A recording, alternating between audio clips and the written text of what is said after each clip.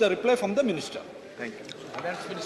माननीय मंत्री जी, 11:30 बज चुके हैं। माननीय सदस्यगण, माननीय रक्षा मंत्री जी का बयान होगा। अभी स्टेटमेंट आपको हाथ में मिल रहा है, अभी बट रहा है स्टेटमेंट। माननीय रक्षा मंत्री जी, प्लीज स्टेटमेंट मिल रहा है, please please please. No no, माननीय रक्षा मंत्री जी, आप कॉल ऑन रक्षा मंत्री जी। नो, माननीय रक्षा मंत्री जी अपना बयान दें। आदरणीय उपसभापति महोदय, मैं इस गरिमामयी सदन को अरुणाचल प्रदेश के तवांग सेक्टर में हमारी सीमा पर 9 दिसंबर 2022 को हुई एक घटना के बारे में अवगत कराना चाहूंगा। उपसभापति महोदय, 9 दिसंबर 2022 को चाइनीज पीएलए ट्रुप्स ने तवांग सेक्टर के यांगसे एरिया में लाइन ऑफ एक्चुअल कंट्रोल पर अतिक्रमण कर स्टेटस को एक तरफा बदलने का प्रयास किया। चाइना के इस प्रयास का हमारी सेना ने दृढ़ता के साथ सामना किया। उपसभापति और सदन को यह भी बताना चाहूंगा, इस फेस ऑफ में हाथापाई भी हुई और भारतीय सेना ने बहादुरी से पीएलए को हमारी टेरिटरी में अतिक्रमण करने से रोका और उन्हें उनकी पोस्ट पर वापस जाने के लिए मजबूर कर दिया। इस झड़प में दोनों ओर के सैनिकों को कुछ चोटें आई हैं।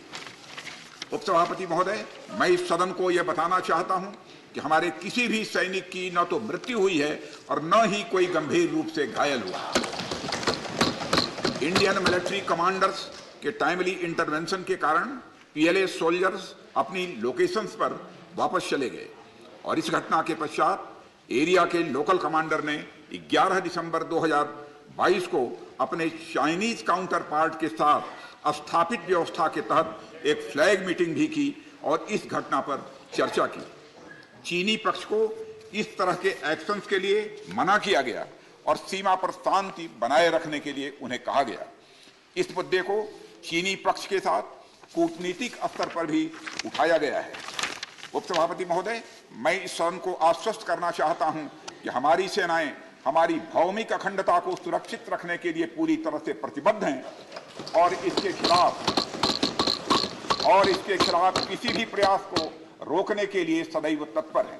मुझे विश्वास है कि यह सदन हमारी सेनाओं की वीरता और साहस को एक स्वर से समर्थन देगा और अध्यक्ष महोदय, मैं आश्वस्त हूं कि यह संसद बिना किसी संशय के भारत की सेना की क्षमता, शौर्य, पराक्रम और प्रतिबद्धता का भी अभिनंदन करेगी। धन्यवाद।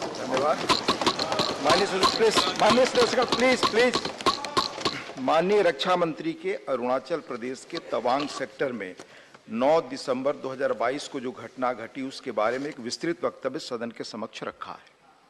माननीय सदस्यगण, हमारी सेनाएं पूरी मुस्तैदी और ताकत के साथ हमारी सीमाओं पर तैनात हैं और उनके शौर्य और वीरता पर पूरे सदन को, हम सबको विश्वास और भरोसा है।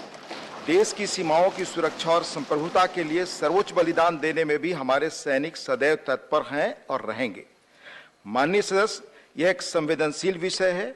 जैसा माननीय रक्षा मंत्री जी ने बताया, सरकार उत्पन्न हुई स्थिति को पूरी गंभीरता के साथ ले रही है और सभी आवश्यक कदम उठा रही है। मुझे विश्वास है कि इस संवेदनशील मुद्दे पर पूरा सदन एक है और एक मत से हम यह संदेश इस सदन से देना चाहेंगे कि देश की सुरक्षा की चुनौतियों का सामना करने में सभी दल और पूरा देश एक साथ है। माननीय सदस्यगण, मैं आपको बताना चाहूंगा इस सदन के अतीत के कुछ उदाहरण। सेशन नंबर 210 में 6/3/2007 को Naxal attack on Shri Sushil Kumar Mahto MP Lok Sabha, इस विषय पर। फिर सेशन नंबर 212 26/11/2007 को सीरियल बम ब्लास्ट यूपी। फिर सेशन नंबर 215 13/3/2009 को फॉलोअप मुंबई टेररिस्ट एक्ट। फिर 215 सेशन में 18/2/2009 को सिचुएशन इन श्रीलंका। इन संवेदनशील विषयों को देखते हुए क्वेरी पूछने के, बहस करने की आगे